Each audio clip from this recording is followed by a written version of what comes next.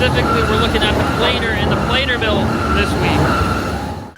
The operator is controlling the tilt hoist, which is feeding these kiln-dried 4x6 materials into the planer. One thing that is very interesting, observe that first one coming in, crooked and bowed, but the planer has no problem taking it in and no jams, goes right through.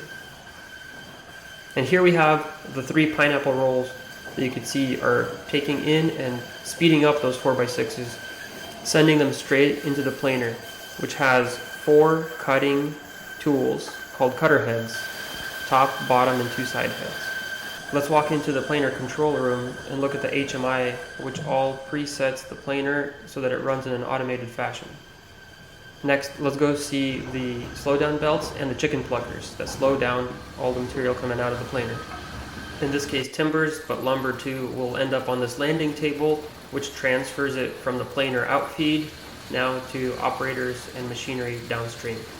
Notched out this piece to be able to fit the camera in and send it through the machine. It's ready to go. Let's put it back on the line. Notice how the pieces to the left and to the right are still very rough. That's right before the planer process.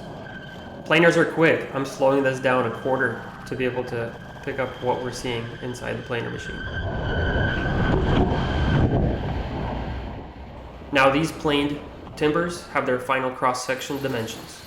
From here, they'll go on to get graded and cut to length. The mill is going to be running 2x12 product next, so we're doing a recipe change and resetting the machine to be able to run 2x12s.